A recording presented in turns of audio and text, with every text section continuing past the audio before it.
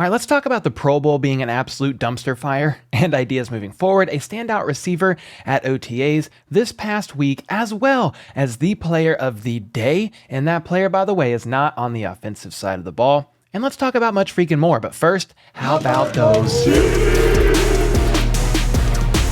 Hey Cole, this is Joe in Wyoming. Dude, love the way you troll chat sports.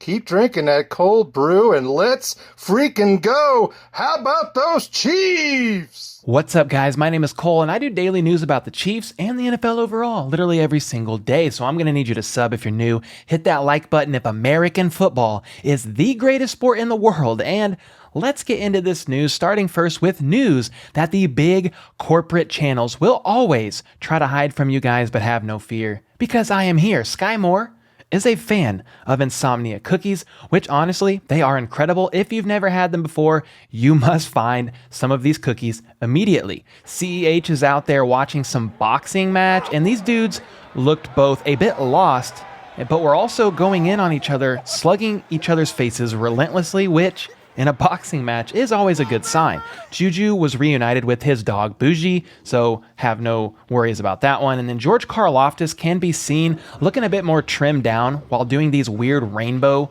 looking exercises. And I also want to mention that it was Mahomes' trainer, Bobby Stroup, who posted the video with the telltale sign, also being the name Stroup on that purple and gold sign in the background, in case you don't believe me or something weird like that. So they are getting some work in together, which is awesome to see. And then Kelsey and Mahomes can be seen in more clips of them in Hawaii, and I figured out why they are there. This is the second annual 15 and the Mahomies Aloha Golf Classic. Looks like Mahomes is going from golf event to golf event this week, and what's crazy is I cannot really find anything about his foundation's event. It's not really anywhere online, at least that I could see. And then even on his foundation's website, 15andthemahomies.com, there's nothing on it. So what you're seeing right now is a mix of highlights from last year's event, and then a couple of little snippets sprinkled in from Brittany Mahomes and Travis Kelce's Instagram stories yesterday, like this one of Kelsey. I mean, just look at the views.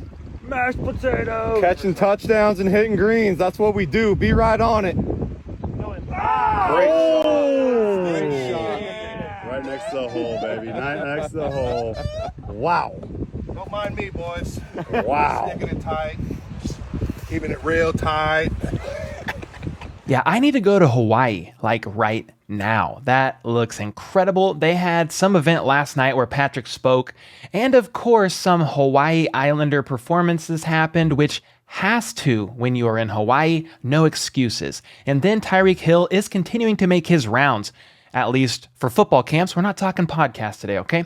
He was in Wichita recently, Wichita, Kansas, for a football camp, and now he will be in Olathe today, hosting a youth football camp there for kids ages 6 to 16 from 1 to 5 p.m. at the Garmin Olathe Soccer Complex, in case you need to know that info and want to be there. But yeah, they're going to be providing football knowledge and hands-on instruction during the camp, which will be a no-contact camp. Participants are encouraged to wear clothes, which is good. It's specifically athletic attire. No helmet or pads are required. And then on the subject of football camps, Frank the Shark Clark is also hosting one this weekend in California. We out here with the kiddos, the young bucks, you know, celebrating them, giving them what they deserve, a little love in the community. So hustle on 3. 1, 2, 3, hustle!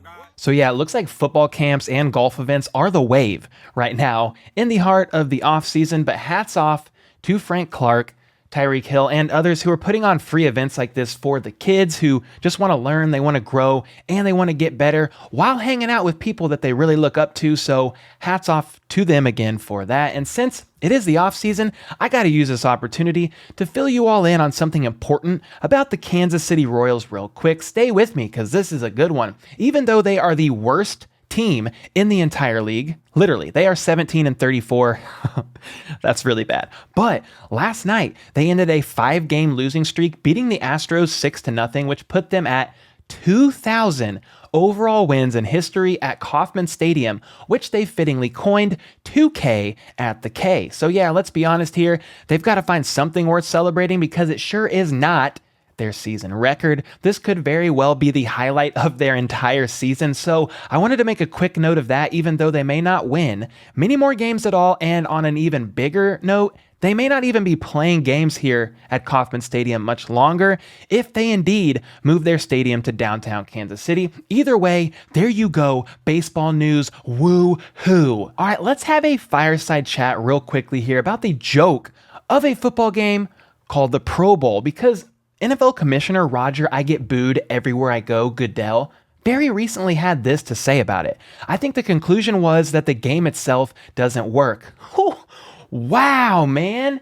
This guy is literally Sherlock Holmes himself. Very gifted of him to come to that conclusion. He goes on to say, we need to find a different way to celebrate our players, celebrate the fact that these are our Pro Bowler players, the best players in our league, and give them an opportunity to celebrate that with our fans. We talked an awfully lot about some of the events around the Pro Bowl that are extremely popular, whether it's the QB challenge or some of the other events. So those are things that we will probably build on. Well, I will say this much, Roger, something needs to happen, and it needs to happen next year. No more of what we saw just a few months ago, as it was an absolute embarrassment to the league. Do better. Jarvis Juice Landry had this idea, which I do like myself, after he says this: as Pro Bowlers, we want to enjoy our offseason and get back healthy. Fans want something better than it has been the last few years. It's all pretty complicated. The risk is higher than the reward, at least for the players. But his idea is a skills challenge showdown that still happens, kind of like they've been doing,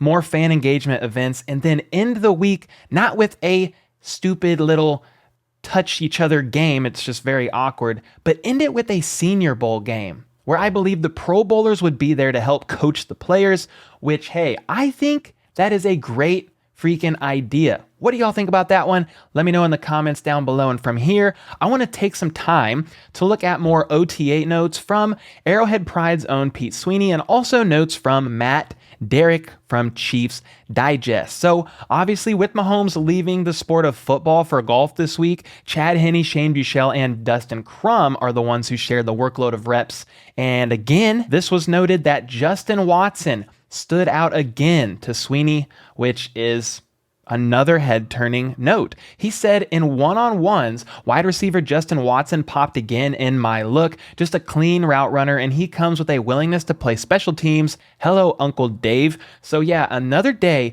where Watson stands out, and again, the fact that he has a willingness to play special teams is going to garner him some attention.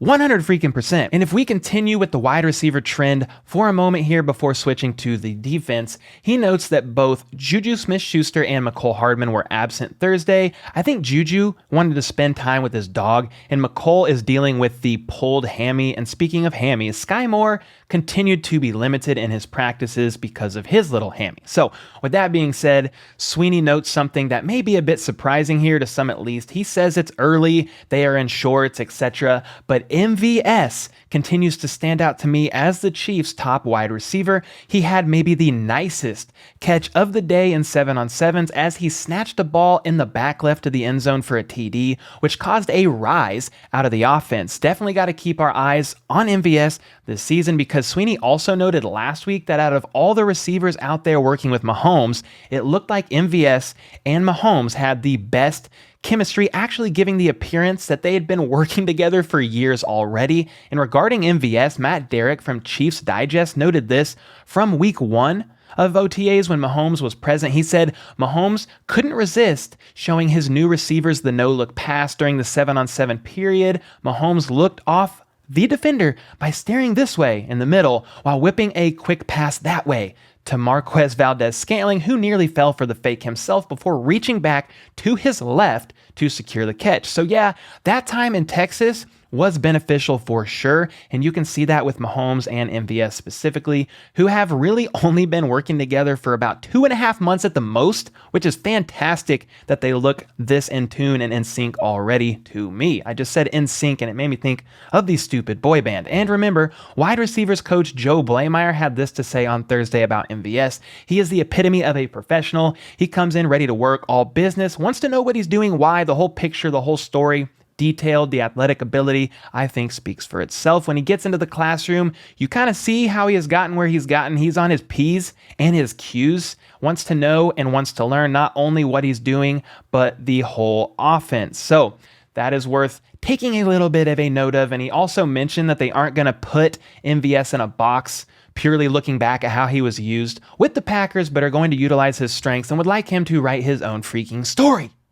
Calm down, Cole. It's the cold brew, man. Anyway, let's touch on another wide receiver here, because Sweeney says the highlight of red zone teamwork was a deep left pass from Shane Buechele to wide receiver Omar Bayless, who had begun to turn some heads. And the reason I find this interesting is because Matt Derrick had a note on Omar Bayless as well from the first week of OTAs. Listen to this. He says, the team's wide receiver room has a wide open competition featuring established NFL players, experienced players looking to jumpstart their careers, and young talent with room to develop. An indicator of the depth of the receiver group in the state of the competition is the liberal rotation the club used at receiver, with many players rotating through the lineup. Then he says this, the most consistent performer of the day at receiver illustrates that depth. It wasn't one of the bold-faced names, but rather Omar Bayless, who impressed the most on Thursday. Bayless showcased reliable hands and an ability to get open. And we can't forget about yesterday's clip in which Chad Henne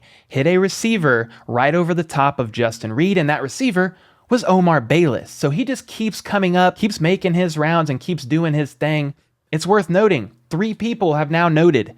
Chiefs social media team, Matt Derrick, and Pete Sweeney have all taken note of Omar Bayless. And in case you may have forgotten who the heck Omar Bayless even is, here's a very small tidbit on Bayless, courtesy of Charles the GOAT Goldman of Chiefs Wire. The Panthers signed Bayless as an undrafted free agent following the 2020 NFL Draft. He was a training camp sensation for Carolina that season, but a knee injury landed him on injury reserve for the entire freaking year. Bayless spent time on the Panthers practice squad this year, but he was let loose at the end of the regular season. The former Arkansas State standout finished his college career with 176 receptions for 2,764 yards and 26 TDs. So yeah, very interesting here. It is wild in the receiving room, and it's really going to be a toss-up, in my opinion, for wide receiver 5 or 6. And whoever they place on the practice squad, you guys got to keep letting me know as I keep updating notes on these receivers who you think is going to make it.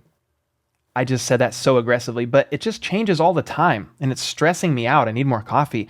But from here, let's turn our attention to the defensive side of the ball for a bit, because Sweeney soon notes that the standout player of the entire day was not on the offensive side of the football, in his opinion at least. So here we go. Sweeney said that cornerback DiCaprio Bootle stepped in front of a crumb pass to break it up during one-on-ones. He caught Chiefs defensive coordinator Steve Spagnuolo spending extra time with 7th-round rookie defensive back Jalen Watson, and in 7-on-7s, DB Nasir Greer had a diving interception, maintaining control of the football, and kept his foot and knee just in on the right sideline, which Matt Derrick himself called a spectacular defensive play, tipping a crumb pass from a receiver and making a juggling interception while diving to the ground. Greer is an undrafted free agent out of Wake Forest, but definitely worth keeping our attention on. And in the team period to end the practice, rookie cornerback Trent McDuffie broke up a Henne pass. Crum found wide receiver running back Jerry and Ely in the flat on what would have been a look for a TD.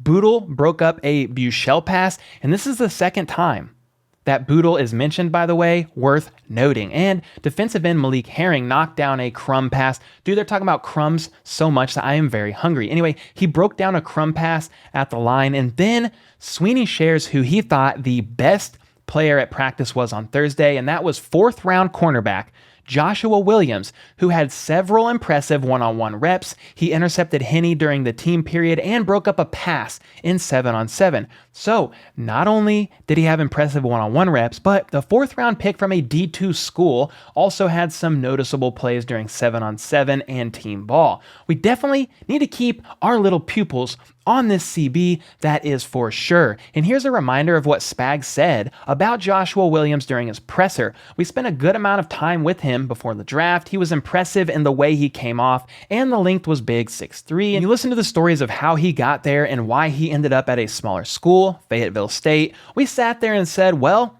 there's a chance this guy could have been at a bigger school performing, so hopefully he can be what we think he's going to be. And well, as of right now, per Pete Sweeney himself, it's looking like he's continuing to catch on and be a standout player. So their initial suspicions about Williams may indeed be correct. What do you guys think about these OTA notes so far, about the small amount of clips that we have been shown? Media is very limited at this, so we only get small glimpses of the whole picture, but I am personally excited about what I'm seeing and hearing thus far. 100%. And before I get out of here, I have a question for you all. How are you liking the end segment where I respond to the comments, troll people, laugh, and just have a good time with you all for the last few minutes of the video? Let me know in the comments down below, seriously, because I got a message last night saying that this individual often finds themselves leaving during that segment and asked if I would consider doing it only once a week instead of almost daily. So I just want feedback from y'all because I'm willing to take criticism and